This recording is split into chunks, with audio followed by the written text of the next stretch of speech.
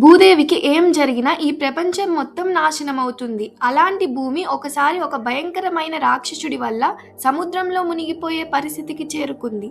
భూలోకంలోని ప్రజలు దేవుడా మమ్మల్ని కాపాడండి అని ప్రార్థిస్తున్న సమయంలో సర్వ జగత్ రక్షకుడైన విష్ణువు ఒక అద్భుతమైన రూపం ధరించారు. అదే వరాహ రూపం. ఈ అవతారంలో ఆయన భూదేవిని సముద్ర గర్భం నుండి రక్షిస్తారు. కానీ ఈ కథలో ఇంకో ఆసక్తికరమైన విషయం ఉంది. పురాణాలు అన్నీ కేవలం కథలే, వాటిలో నిజం ఏమీ లేదు అని చెప్పేవారికి కూడా ఈ వరాహ అవతారంలో ఒక అద్భుతమైన సమాధానం దాగి ఉంది. ఆ సైన్స్ ఏమిటి? పురాణాలు నిజమే అని ఎలా చెప్పొచ్చు? అది కూడా ఈ వీడియోలో తెలుసుకుందాం. అందుకే ఈ వీడియోను ఎండింగ్ వరకు తప్పకుండా చూడండి. మన ఛానల్లో మత్స్యావతారం అండ్ కూర్మావతారం వీడియోలు కూడా అప్లోడ్ చేశాం. అవి కూడా తప్పకుండా చూడండి. నెక్స్ట్ అవతారం గురించి తెలుసుకోవాలంటే మన ఛానల్ని ఇప్పుడే సబ్స్క్రైబ్ చేయండి. మీకు నోటిఫికేషన్స్ రావడం కోసం బెల్ ఐకాన్ కూడా క్లిక్ చేయండి. వీడియోని లైక్ చేయడం మర్చిపోకండి. అండ్ నెక్స్ట్ అవతారం ఏంటో మీరు కమెంట్ సెక్షన్లో కమెంట్ చేసేయండి. ఇప్పుడు మనం దశావతారం సిరీస్లో 3వ అవతారమైన వరాహ అవతారం గురించి తెలుసుకుందాం. పూర్వం ఇద్దరు రాక్షస సోదరులు జన్మించారు. వాళ్ళు హిరణ్యాక్ష అండ్ హిరణ్యకశిపుడు. ఈ ఇద్దరు చాలా శక్తివంతులు. హిరణ్యాక్షుడు తీవ్ర తపస్సు చేసి బ్రహ్మదేవుణ్ణి ప్రసన్నం చేశారు. బ్రహ్మదేవుడు ఇచ్చిన వరం వల్ల అతనికి అపారమైన శక్తి వచ్చింది. ఆ శక్తితో అతను దేవతలను కూడా సవాలు చేయడం ప్రారంభించాడు. ఒకరోజు తన అహంకారంతో హిరణ్యాక్షుడు ఒక పెద్ద పాపం చేశాడు. అతను భూదేవి అయిన భూమిని తీసుకుని దానిని క్షీరసాగరంలోకి తీసుకెళ్లి దాచారు. దాంతో భూమి కనిపించకుండా పోయింది. లోకాల్లో అల్లకల్లోలం మొదలైంది. దేవతలు అందరూ భయంతో వణికిపోయారు. దేవతలు అందరూ కలిసి శ్రీ మహావిష్ణువు దగ్గరికి వెళ్లి ప్రార్థించారు. ప్రభు, హిరణ్యాక్షుడు భూమిని సముద్రంలో దాచేశారు, లోకాలను కాపాడండి ప్రభు అని అడిగారు. అప్పుడు విష్ణువు ఒక్కసారిగా చిన్న వరాహ రూపంలో అవతరించారు. కొద్దిసేపటిలో ఆ రూపం పెరుగుతూ పర్వతాలంత పెద్దదిగా మారిపోయింది. ఆయన గర్జనతో 3 లోకాలు కంపించారు. దేవతలు ఆశ్చర్యపడి ఆ మహారూపానికి ప్రణామం చేశారు. వరాహస్వామి వెంటనే క్షీరసాగరంలోకి దూకి భూమిని వెతకడం ప్రారంభించారు. చాలా లోతులలో ఆయన భూదేవిని కనుగొన్నారు. తర్వాత తన శక్తివంతమైన దంతాలపై భూదేవిని ఎత్తుకొని పైకి తీసుకురావడం ప్రారంభించారు. ఇది చూసిన హిరణ్యాక్షుడు చాలా కోపంతో వరాహస్వామిపై దాడి చేశారు. ఇద్దరి మధ్య భయంకరమైన యుద్ధం జరిగింది. ఆ యుద్ధం చాలాసేపు కొనసాగింది. చివరికి వరాహస్వామి తన దివ్య శక్తితో హిరణ్యాక్షుడిని సంహరించారు.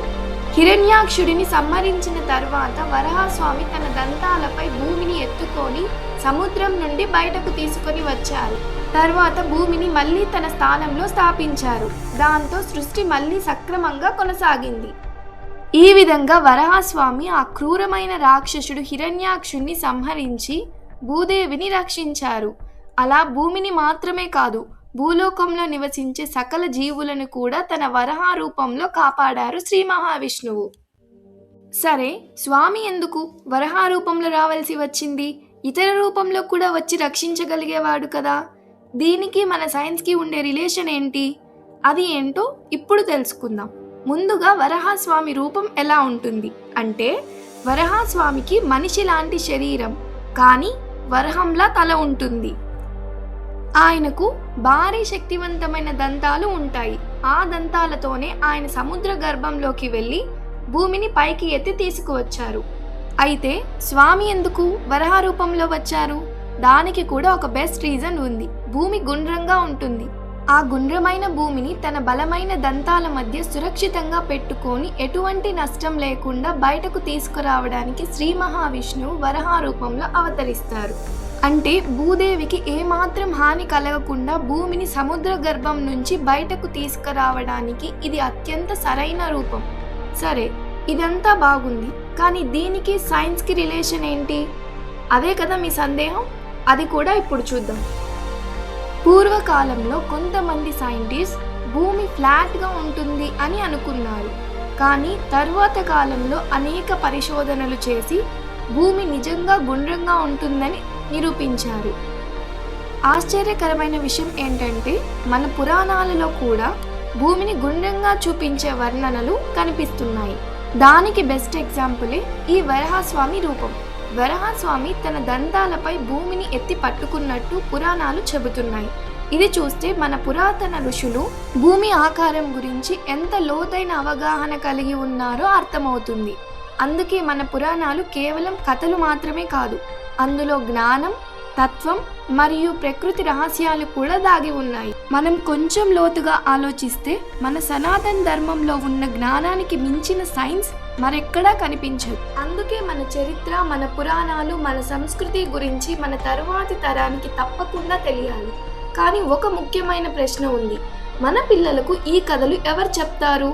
అది మనమే చెప్పాలి, అది మన బాధ్యత.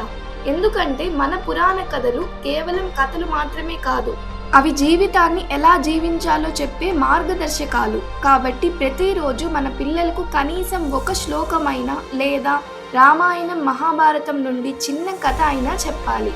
కానీ చాలాసార్లు మనం ఏమంటాం, మేము చాలా బిజీగా ఉన్నాం, ఇప్పుడు టైం లేదు అని మనల్ని మనం సరిపెట్టుకుంటాం. కానీ ఇలా చేస్తూ తెలియకుండానే మన పిల్లల జీవితాన్ని మనమే వీక్ చేస్తున్నాం. ఎందుకంటే మన పిల్లలకు ఈ పురాణ కథలు తెలియకపోతే వాళ్ళు పెద్దయ్యాక చాలా సమస్యలు ఎదుర్కొనే అవకాశం ఉంటుంది.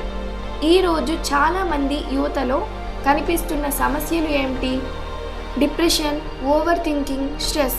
ఈ సమస్యలు వచ్చినప్పుడు ఎలా నిలబడాలో, ఎలా ధైర్యంగా ఉండాలో మన పురాణాలు నేర్పిస్తాయి. ఎందుకంటే మన పురాణాల్లో ప్రతి సమస్యకు ఒక పరిష్కారం ఉంటుంది. ఎన్ని కష్టాలు వచ్చినా ఎలా ధర్మ మార్గంలో నిలబడాలో, మనసును ఎలా బలంగా ఉంచుకోవాలో అవి నేర్పిస్తాయి.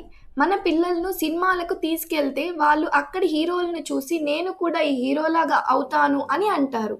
అదేవిధంగా చిన్నప్పటి నుంచి మనం పిల్లలకు రామాయణం లేదా మహాభారత కథలు వినిపిస్తే వాళ్ళు రాముడు, అర్జునుడు, భీముడు వంటి మహానుభావులు చూసి ఇన్స్పైర్ అవుతారు. ఫర్ ఎగ్జాంపుల్, ఒక పిల్లాడు శ్రీరాముడి పాత్రను ఇష్టపడితే ఆ పిల్లాడి ఆలోచన ఎలా ఉంటుందంటే, నేను కూడా రాముడిలా ఉండాలి, పెద్దల్ని గౌరవించాలి, ధర్మం పాటించాలి అని ఉంటుంది.